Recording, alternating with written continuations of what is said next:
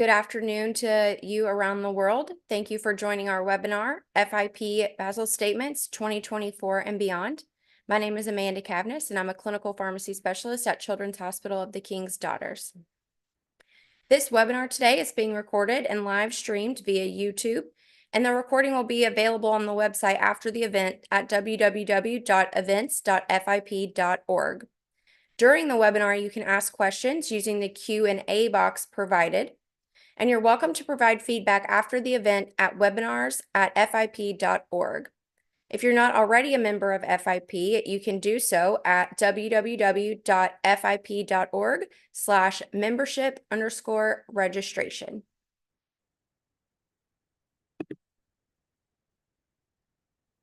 Our speakers today and the HPS Basel Statement Update team have no actual or potential conflicts of interest in relation to the webinar.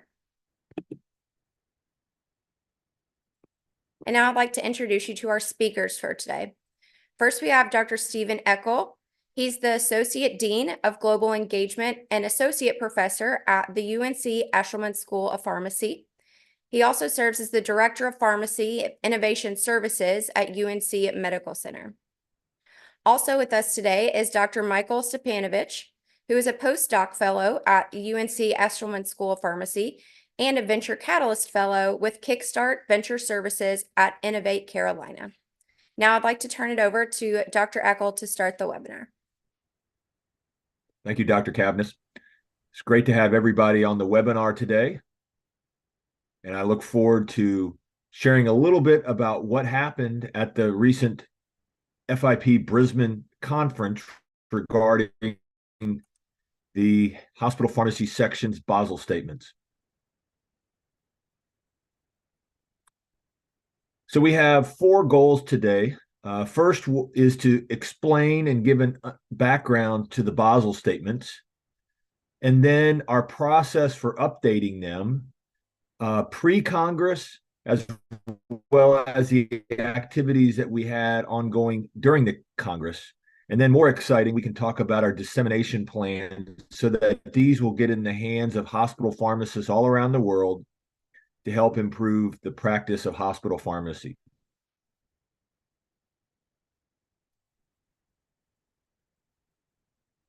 So if you're not aware of the hospital pharmacy section mission and strategic goals, is our intent as a section is to try to fully utilize hospital pharmacists and their support staff's expertise.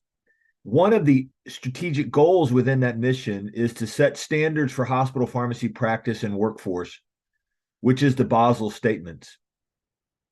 And so we're going to be working specifically around helping to implement and advance that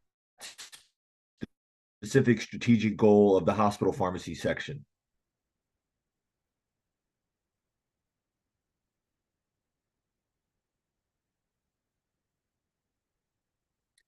There are 4 purposes of the Basel Statements. What those are really attempting to do is to try to set standards that will allow hospitals across the country to identify where their organization is in regard to those Basel statements. And then once you benchmark against that, it will help you to identify resources, to set a strategic plan, and to hopefully advance hospital pharmacy services within your own individual hospital. And that's why it is so important to keep those statements current, because if they are helping to drive the direction within your local organization, you will be set up in a place to making sure that you're always having a practice that is futuristic and practice that is contemporary at the same time. The Basel Statements were initiated in 2008 in the FIP Congress that was hosted in Basel, Switzerland. 6 years later, in 2014, the first updates to the Basel Statements occurred. That is when the Congress was in the Bangkok, and so those are referred to as the Bangkok updates. In 2023, the Brisbane updates per that Congress were initiated, and that's what we're going to be talking about today. Throughout that course of the time, a variety of different initiatives have occurred to keep making sure that those statements are current for practice today and packaged in a useful way for every hospital pharmacy practitioner globally.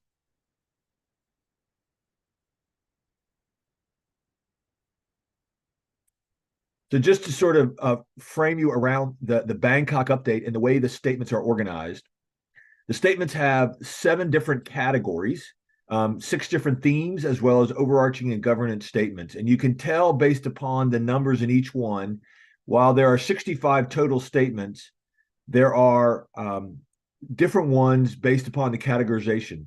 I will encourage you to pay attention to the theme 5, monitoring of medicines use. There are 7 different statements under there. That will come back around when we start talking about some of the data we got back as we surveyed various members out there. So the reason why, based upon the Bangkok statements to the Brisbane statements, as I shared with you, is our goal was to continue to make sure that these standards were contemporary for practice. One of the unique aspects that we did this time was actually started comparing the Basel statements to Hospital Pharmacy Association statements globally to try to figure out, are there gaps that we could learn from to update the Basel statements, or are there things that the Basel statements was promoting but might not have been found in local association global hospital pharmacy standards. And then secondarily, the other thing that we wanted to make sure is to try to utilize them in the most, to provide them in a way that would lead towards the best utilization. Specifically, that was creating implementation guides that could be used to help local hospitals advance and implement against that specific Basel statement. So going into the Brisbane meeting, our goal was to make sure that those statements continue to be utilized, they're contemporary, and that we can help identify any gaps that are out there for the future.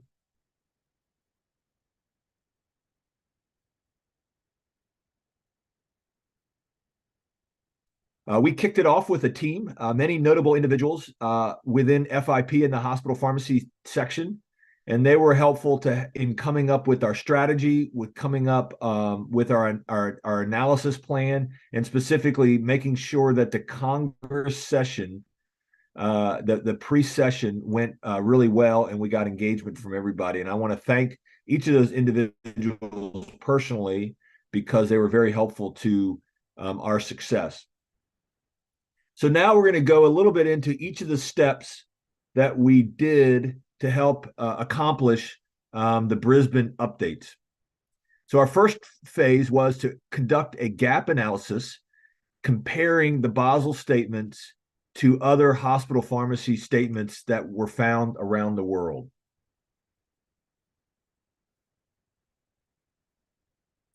So we went to FIP member organizations as well as any other interested parties that wanted to participate to identify from those associations is, do they have a global hospital pharmacy practice setting out there? And as you can see here, our first activity was, let's compare the Basel statements against other policy statements within FIP to see if there were some concurrence within other documents within FIP to the Basel statements. Secondarily, we went to a variety of different hospital pharmacy association statements. As I mentioned to you, we first went to FIP member organizations that had hospital pharmacy or health system pharmacy in their name. But then we also reached out to other ones if they wanted to participate. And thirdly, we went to the WHO to try to identify, could you find hospital pharmacy statements documented within the WHO in their activities? In the secondary statements, you'll notice here, the bold ones are the ones that were actually included in the analysis. So we found statements there that potentially could have been used, or people that volunteered themselves. The other ones, the non-bolded ones, were ones that we were unable to identify any global hospital pharmacy standards there. So once we started seeing that information, we started sort of comparing the Basel statements against any of those other statements to try to identify, are there gaps that we could learn from that could help us as we moved forward with implementing the Basel statements and helping to come up with the updates.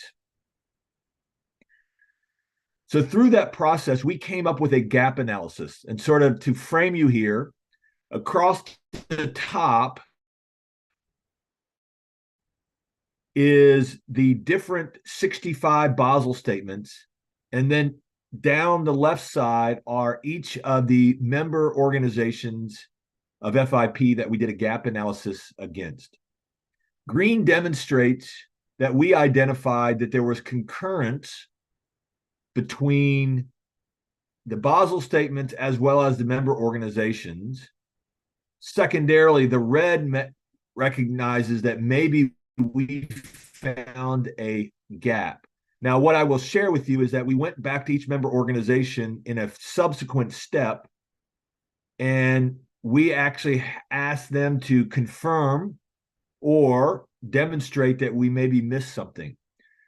The one thing I'll sort of point out here is you'll notice that the WHO specifically has a significant amount of red. That wasn't a surprising finding because they're not organizations that specifically focused on hospital pharmacy activities. However, we wanted to sort of identify maybe there were some opportunities to move that forward as it relates to WHO policy statements. But there were also some greens that we found within the WHO. So that was the original aspect of our gap analysis, or demonstrating in a statistical manner as opposed to a visual manner. Here's sort of the organizations.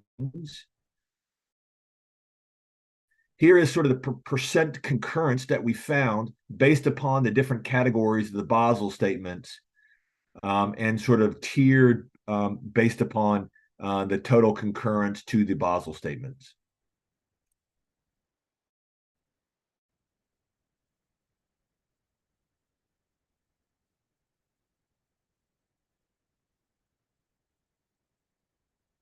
So that was phase one of the project. Phase two was the analysis of our gaps.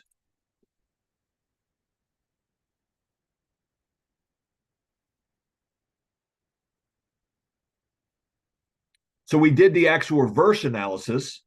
We wanted to sort of look at each of the organizations, member organizations, FIP documents, as well as WHO documents, to sort of ask the question, are there things that they highlighted that weren't found in the Basel statements, helping us to sort of recognize maybe there are some items that would be good to implement in the Basel statements to ensure that those documents are contemporary and helping member organizations, member hospitals move their practice forward. So that was sort of the next part, sort of the reverse of the gap analysis that I just presented to you.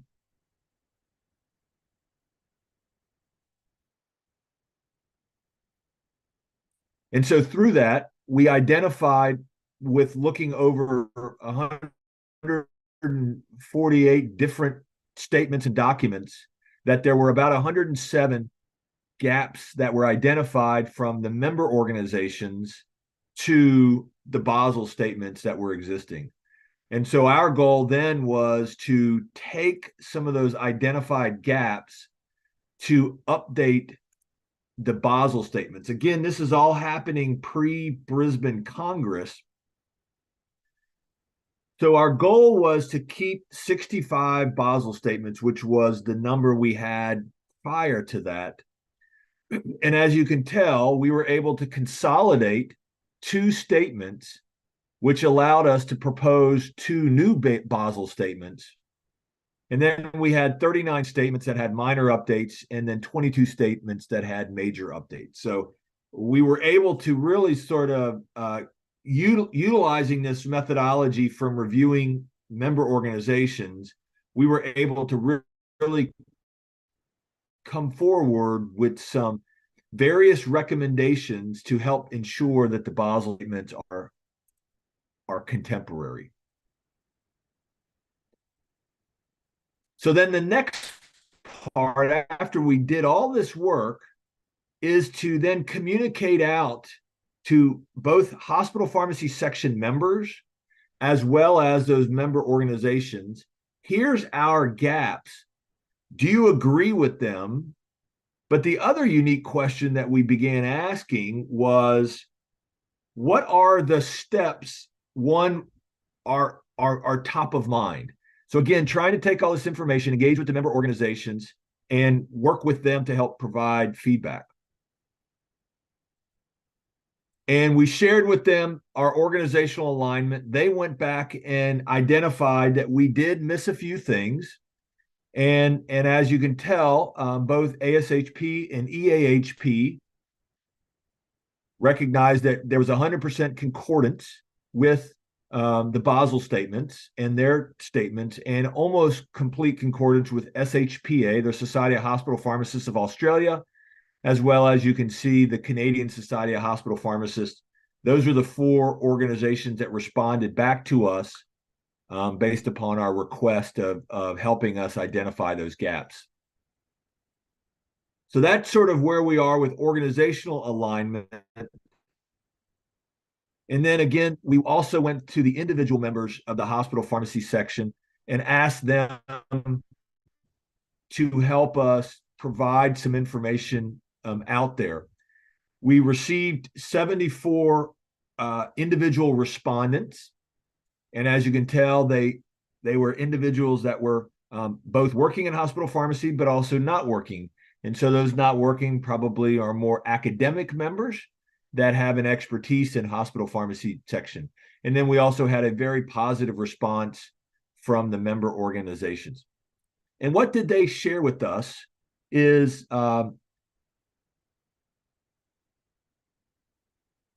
again, here's sort of the makeup of the geographic region. And so we had a nice broad representation of responses.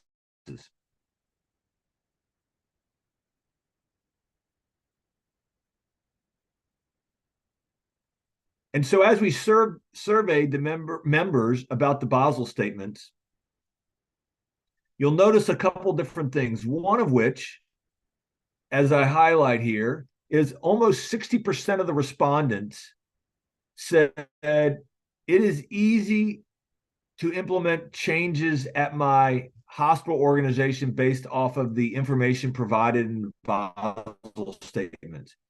That 60% of respondents disagreed with that statement. So if you think about that, we've spent a lot of time updating and trying to enhance the Basel statements, but members are saying it is difficult to implement changes.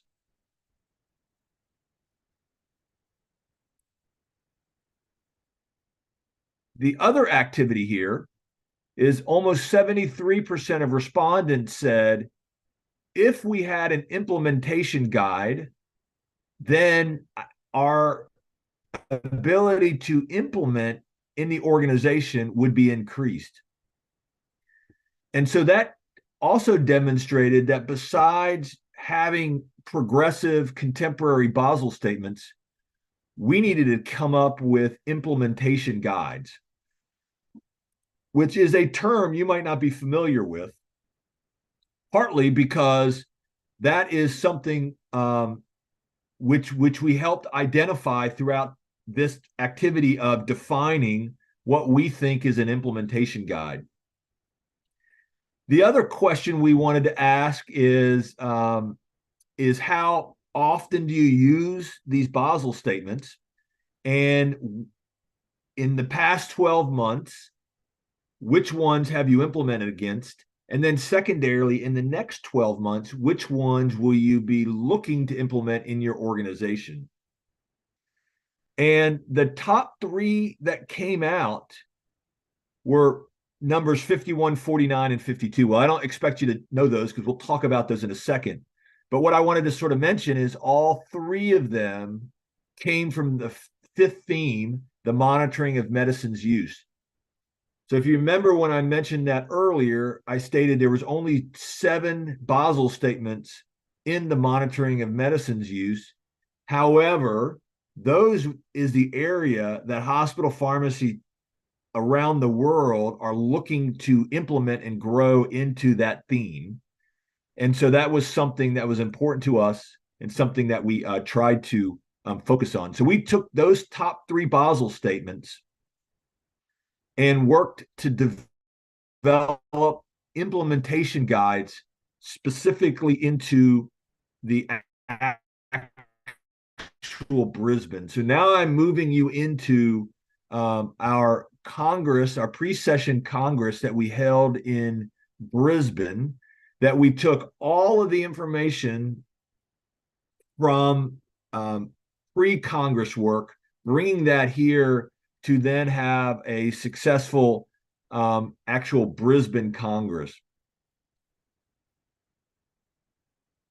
So Dr. Mike Stepanovic, one of my colleagues, really is the individual that drove a lot of this pre-Congress work, did a lot of the analysis with another individual from Australia, Racha Diaz, and both of those individuals were really essential to helping and making sure that our Congress activities went as smooth as they did. So I will turn this over to Dr. Mike Stepanovic to share with us what happened during the actual Brisbane Congress. I will also mention, if you have any questions, please put them into the Q&A box that either we can respond to now or we're happy to address following the end of this webinar. Dr. Mike Stepanovic. Thank you, Dr. Eckel. Good morning, good afternoon, and good evening, everyone. As Dr. Eckel mentioned, I will now kind of talk a little bit about that phase 4 of our study design. So that's actually talking about what do we do at Congress, and we're going to get into how the analysis of our Congress activities is going and what we plan on doing in terms of dissemination of that analysis and kind of aligning with the title of today's webinar, the Basel Statements 2024 and beyond, what you can expect from us as a Basel Statement Update team, both in 2024 and beyond. And so going into our Congress activities, as Dr. Eckel mentioned, we had a Sunday workshop session. This is a picture of all of our participants and attendees of that workshop session. We had 82 people who showed up and participated in the session. During our Sunday session, we provided a very similar background to the Basel Statements, understanding that, certainly not everyone spends as much time learning about the history and all the nuances around how the Basel Statements have formed to modern day.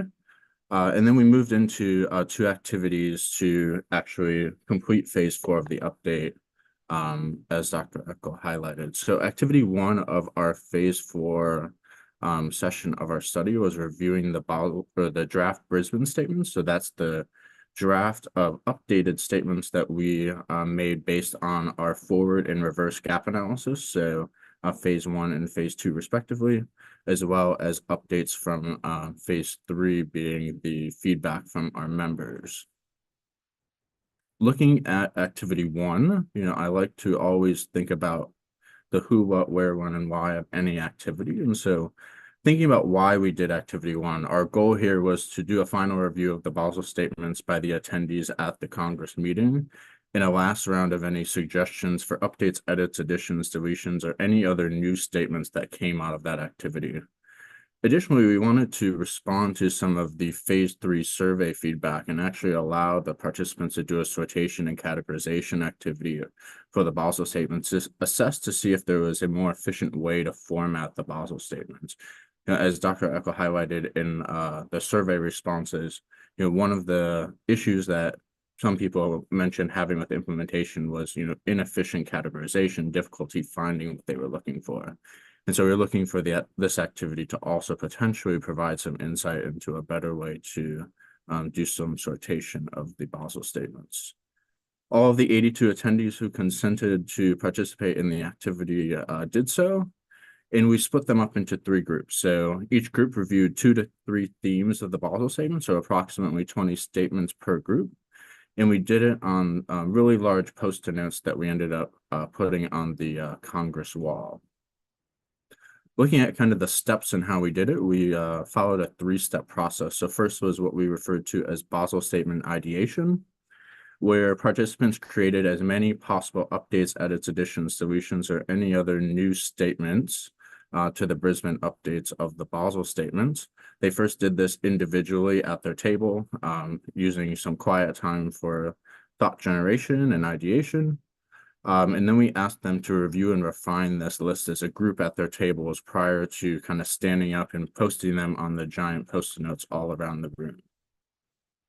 For part 2 of the activity, what we asked them to do is, review all of these suggestions that the group posted on their giant post-it note, and, feel free to debate, discuss, collaborate.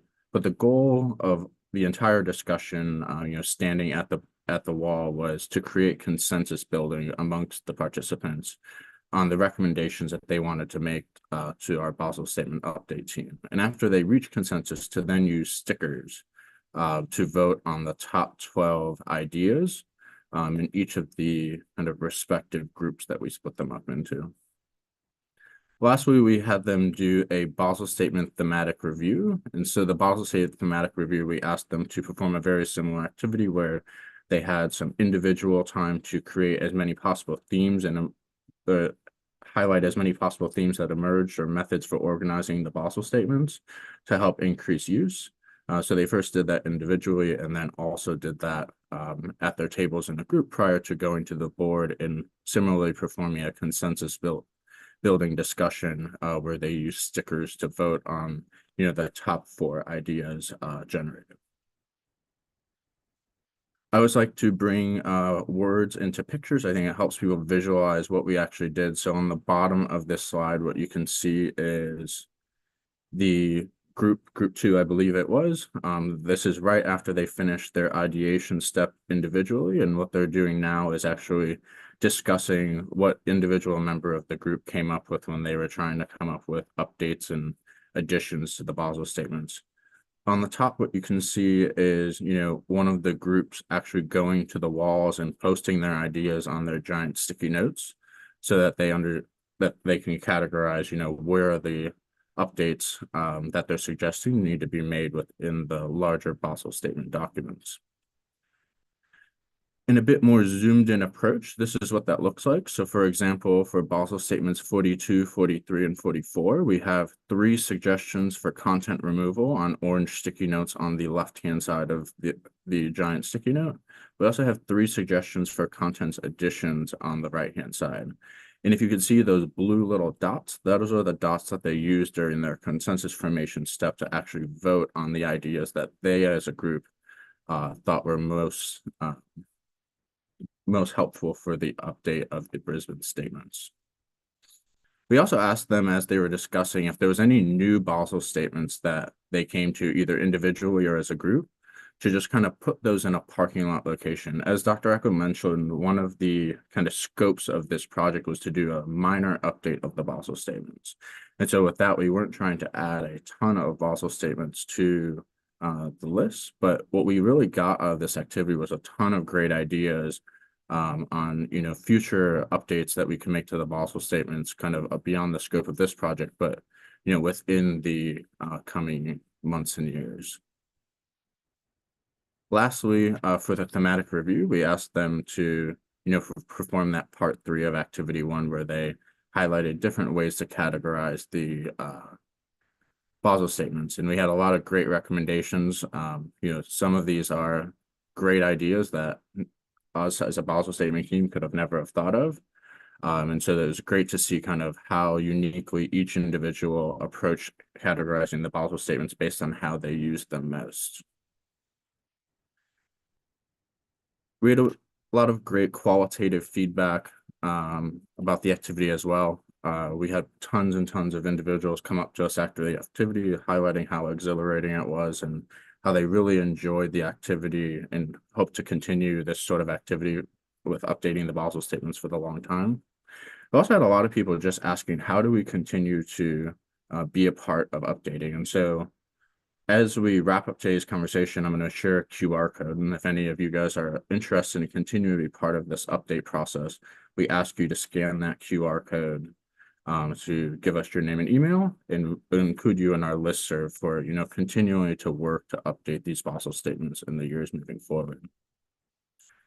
Getting into the analysis of activity one, we generated over 3,000 post-it notes of excellent ideas from the participants, which accumulated over 1,200 votes that were submitted for those respective ideas. As you can imagine, that's quite the load in terms of analysis, and so we are working through that slowly but surely, but we're approximately right in the 50 to 60% mark of the analysis of our phase one, or our activity number one from our Sunday session. Some of the emerging themes that are coming out of activity one include the need for statements surrounding clinical advancement and stewardship teams. So for example, antimicrobial stewardship or antithrombotic stewardship. Clinical specific stewardship teams seem to be a common theme kind of across the board through activity number one, as well as highlighting the risk that substandard and falsified medications not only bring to our patients, but also to our hospitals themselves. There's a lot of calls for links to education. Many of the respondents oftentimes in the new Basel statement section highlighted the need for linkage of hospital pharmacy practice with education for students as they graduate from university, as well as for further statements around the use of automation in pharmacy, such as guidelines for using AI and machine learning. Lastly, the kind of overwhelming set of feedback that we received is the need to revisit this sort of activity frequently, both at the international and local level, to ensure that our document not only maintains updated for the world, but to make sure that we're continuing to advance as practice advances around the world. Moving into our activity number two of our Sunday session, we asked for the participants to help highlight the steps to Basel Statement implementation success. And so as Dr. Eckel mentioned, one of the kind of things we inferred from the Leichhardt review and the survey that our members took was the need for not only implementation guides, but specific stepwise process for implementation of respective Basel statements. And so as he highlighted within the survey, the three kind of Basel statements that were most likely to be implemented from our participants were Basel statements 51, 49, and 52, all of those coming from theme 5, which is managing of medication use.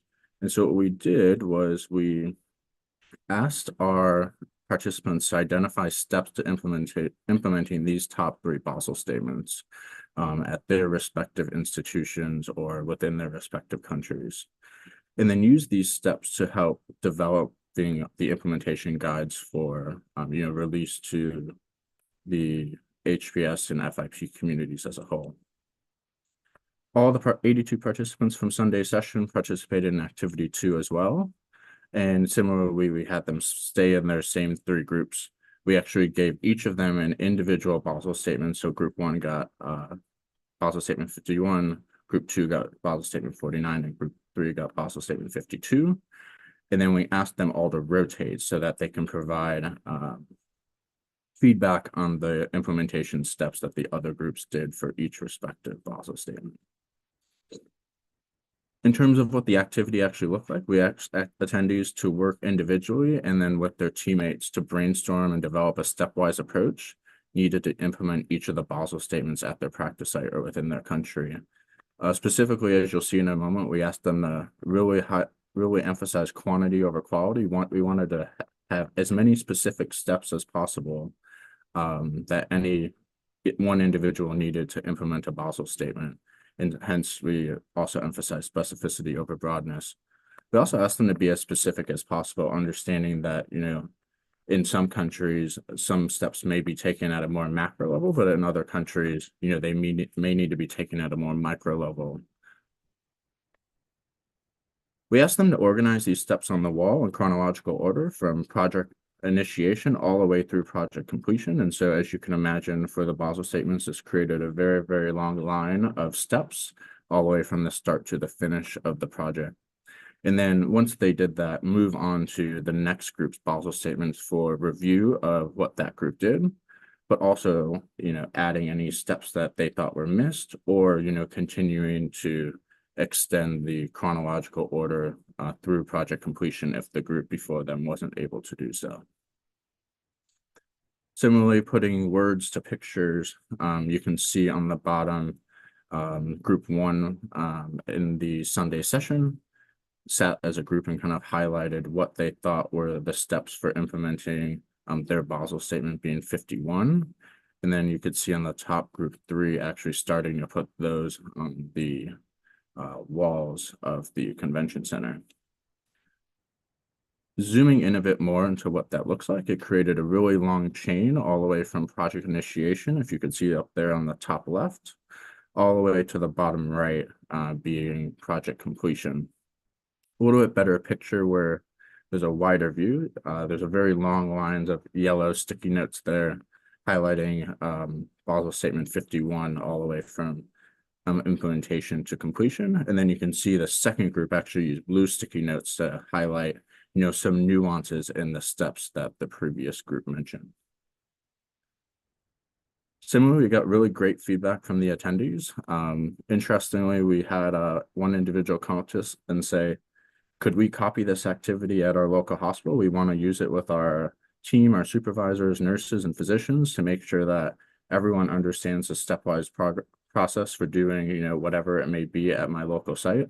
The specific example I remember is someone asked if they could do this for a code, and I said, certainly this is not intellectual property by any means. Anyone can do this sort of activity. It's just a great way to, take ideas and put them in chronological order.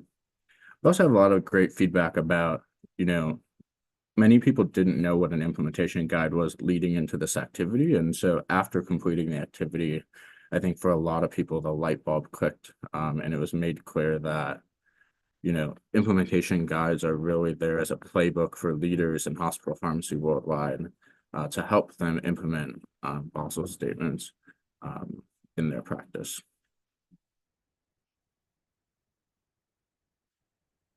At the Congress, we also had a Wednesday session. It was a shorter session than our Sunday session.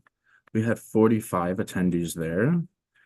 We were able to review not only what we did on Sunday and provide a little bit of background into the Basel statements, but we also got to hear from Tom Simpson. Tom Simpson is the president of the Society for Hospital Pharmacists of Australia. And if you remember from the first part of our presentation today, SHPA actually was one of the member organizations that responded to our survey. So it was great to not only see the data in terms of, what did our forward and reverse gap analysis look like comparing the Basel statements to SHPA's hospital pharmacy statements, but we also got to hear from SHPA directly through Tom Simpson about how the Basel statements are used within Australia and how they compare to Australian hospital pharmacy practice statements throughout the country. We also got to hear from Yulia Trisna. She is the vice president for the hospital pharmacy section of FIP for Southeast Asia. And so she presented on the Basel Statement alignment with various hospitals within Indonesia. And so it was great to see how two very different areas of the world utilize the Basel Statements to ensure great hospital pharmacy practice in their respective countries. So to wrap up today, I want to talk about the next steps and what our dissemination plans and what you have to look forward to in 2024 and beyond from our group. So we have the Basel Statement Brisbane updates of the Basel Statement is what we came to Brisbane with over there on the left-hand side.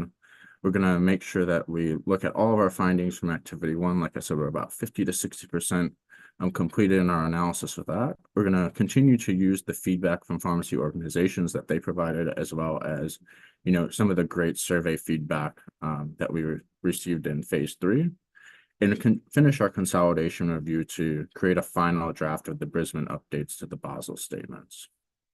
We're expecting that this update will be complete in the spring of 2024 and published shortly thereafter. Additionally, we have our implementation guides that we're hoping to produce for the top 3 Basel Statements to be implemented in the coming year. And so that is for Basel Statement 51, 52, and 49. And so our plan is to look at our activity number 2 and all of the steps that our participants made for implementation of those steps of those Basel Statements. We're going to build that into a survey and send it out, and then use those surveys results as well as, feedback from the meeting, as well as the expertise within our Basel Statement Update team, as well as the hospital pharmacy section, to compile implementation guides for those 3 Basel Statements, hopefully with the goal of increasing the usability amongst, hospital pharmacy leaders worldwide. We're expecting for this to be released to the public in the fall of 2024, for use by hospital pharmacy leaders. And so to wrap up today, I wanted to highlight, why is it important to keep our Basel Statement updated? And so, keeping them updated is paramount to ensure maintenance of currency and applicability to practice, as well as confirming alignment with the Hospital Pharmacy Association statements worldwide, as well as WHO supporting documents and FIP documents. Additionally, it provides an opportunity for further evaluation and broad dissemination of successful approaches for incorporating Basel principles into practice via the implementation guides. And lastly, to provide a strengthened foundation for additional national and regional efforts to develop and update their hospital pharmacy best practice statements, ultimately with the goal of providing the best care for our patients in our hospitals worldwide. Some of our group's takeaways from the first 4 phases of this study is the need for continuously updating the Basel Statements in an evidence and methodological driven manner. By using such a rigorous methodology, we've definitely been able to learn a lot from the data that we produce, but it also allows us to provide some really concrete recommendations moving forward, both within 2024 and beyond. We learned how important it is to work closely with our member organizations and other hospital pharmacy organizations to foster a symbiotic vision for hospital pharmacy practice, as well as continuing to keep hospital pharmacists' voice present in the process for updating hospital pharmacy best practice statements. We learned that it's important to ensure pharmacists are able to gain appropriate education and/or certification and practice in hospital pharmacy, as well as making it easier for pharmacists to implement Basel Statements into their practice, hence the creation of the implementation guides.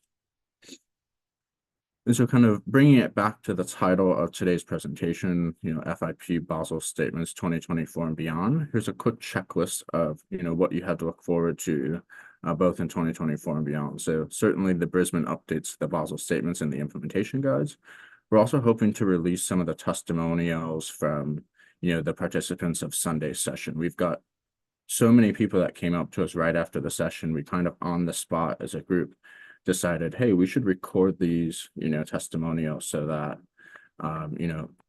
those around the world who were unable to attend the session can understand what that means to different people, regardless of where they're from. As far as beyond 2024, what you can really look forward to is future Basel Statement activities. I think we all saw the benefit of doing it. And if we didn't see it, we certainly heard it from the participants of the section, as well as continuing to use the Brisbane Congress feedback for future comprehensive updates.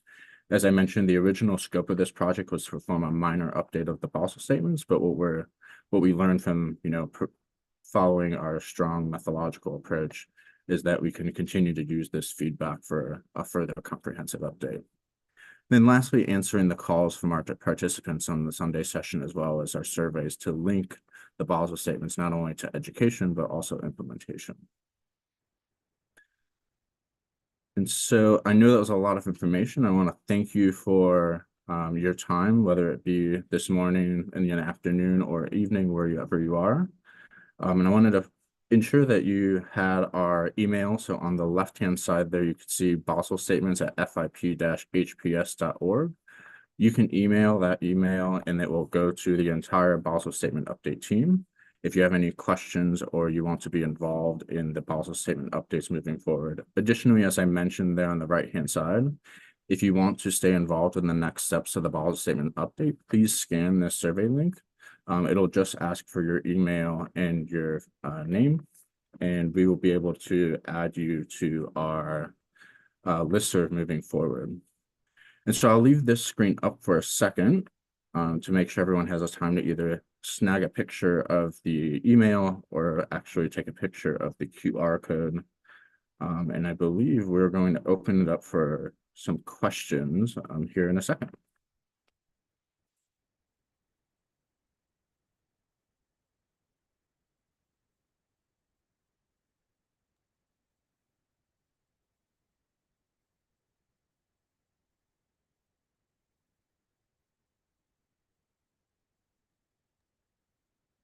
Excellent presentation, and thank you so much for that information.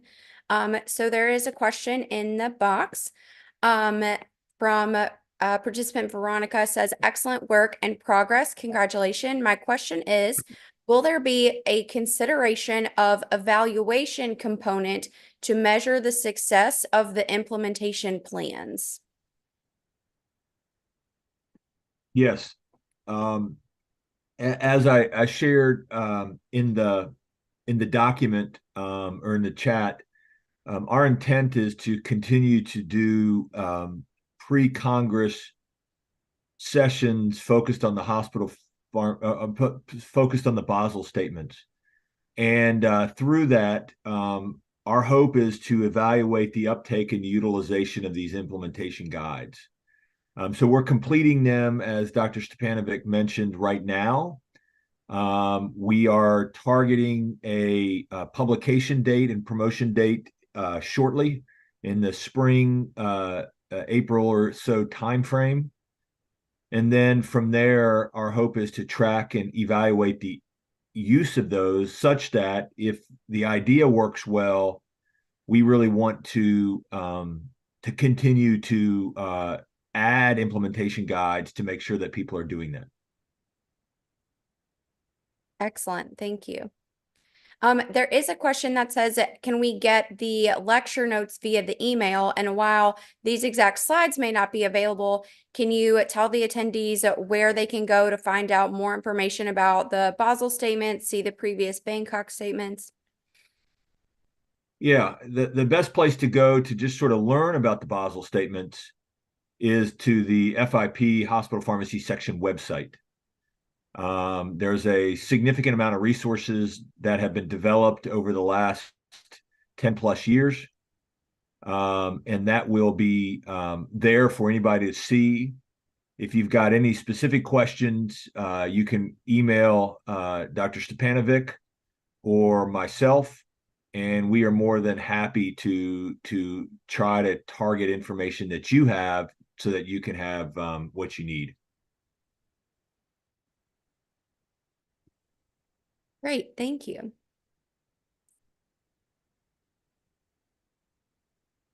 Oh, and Michael has put the link to that in the chat for everyone so that you can go and visit. The one thing I will add, just because we have a minute here, we were honored and gracious to receive a grant from the FIP Foundation to expand some of this gap analysis work. So specifically to do gap analysis against educational statements globally, with the idea to try to identify, are schools of pharmacy teaching some of the basic activities associated with the Basel statements? And will we find that in curriculums around the world? And so that's sort of the next level activity that we're hoping to achieve, utilizing some of the methodology from this project. That sounds really exciting. I have a question for both of our speakers today. So Ryan Forey, president of the hospital pharmacy section. What do you think was the biggest aha moment in going through the entire process of the pre-work before Congress, as well as the pre-Congress session for the Basel statements, as we've looked at these revisions and the gap analyses?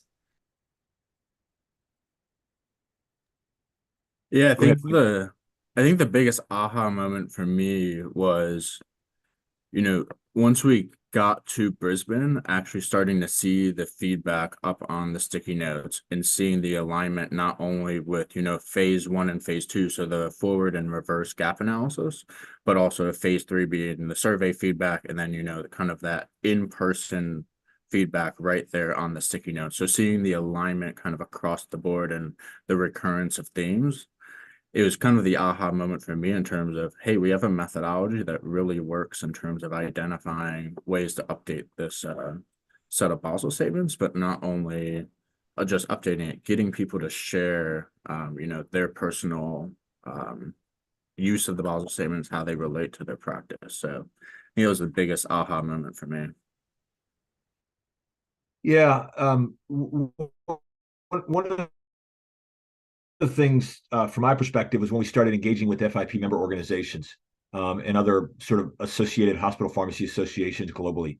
And I thought maybe there'd be more sort of policies and best practice statements, but there weren't as many there as I expected. And so what that meant is the Basel statements then become even more important, because if your local association doesn't have sort of forward-looking activities and statements, then this becomes a critical tool for them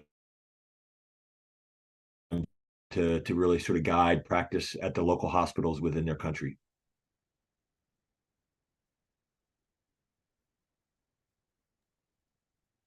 Thank you both for that feedback.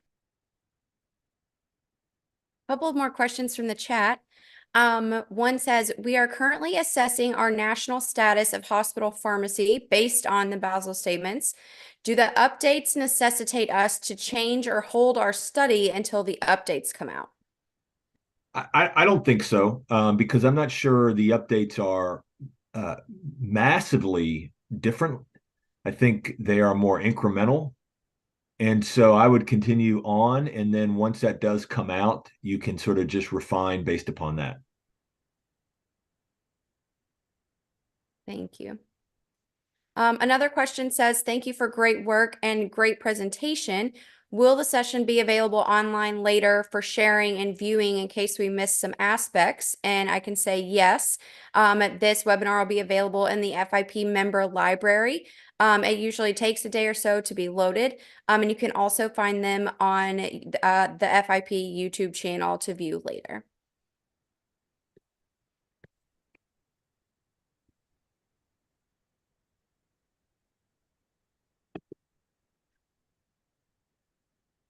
I don't see any additional questions yet, but I have one. So if you are working at an institution maybe and your leadership is not familiar with the Basel statements, or you'd like to implement some of these that you think are missing from your practice, what recommendations do you guys have for introducing the Basel statements to the organization and explaining to them why it's important to be implemented? So for me, the baseline at your local hospital is do you have a departmental strategic plan? I mean, do you have over the next 1 to 5 years sort of an approach, a plan, a direction that you're heading on? As you have to sort of do your environmental scan, your background research on what is the right direction to go to, utilizing the Basel statements. And on our website, the FIP website, there is a gap analysis tool. You can actually sort of drive the strategic plan creation or updating and use the Basel statements as your sort of guide to help sort of craft your strategic plan. So from my perspective, the best way to sort of introduce it into your organizational discussion if there's lack of awareness, is trying to get them to think about, how do I create a strategic plan for my department, meaning where do we want to go as an organization? And then you can sort of say, well, the Basel Statements becomes the anchor, the framework in which we will operate, and then you can drive exposure from that perspective. That'd be one of the ways I would think through that. That's really helpful. Thank you. Let's see. All right. Well, I don't see any additional questions at this time. So any final thoughts or remarks from anyone? Well, I mentioned to you that we are planning another Basel Statement pre-session Congress at the South Africa Congress. So if you are attending, make sure to come down and participate in that activity. We held it this last year at Sunday morning. While we don't know if that will be the date for next year, we would love to have you participate and ensure that we hear from everybody and have you participate in making these documents useful for all. And then I'd also like to put in a plug. Every year, the hospital pharmacy section provides research grants related to the Basel Statements. Those all will be administered through the FIP Foundation. So look for more information to come about the 2024 Basel Statement research grants later this spring of 2024. It's a great way to help promote the Basel Statements, but also help advance practice aligned with the Basel Statements globally. So on behalf of the hospital pharmacy section, please definitely look out for that, because we would like to get as many applicants and great projects moving forward as possible. And I want to thank both of our speakers today for their great presentation and all of their work in advancing the Basel Statements. Thanks, Ryan. And then to wrap up, thank you everyone for logging in today, whether it be early morning, afternoon, or evening. I shared a link in the chat for those of you who may have missed the QR code. Please stay involved, stay vocal, let us know your thoughts. This is not a Basel Statement Update team activity alone. We need the voices of each of you and each of our hospital pharmacy partners around the world to make sure that we create a document that is helpful for all of our countries. So, please stay involved, copy our email, and, let us know your thoughts or any updates that you may have as you continue to use your Basel Statements in your everyday practice.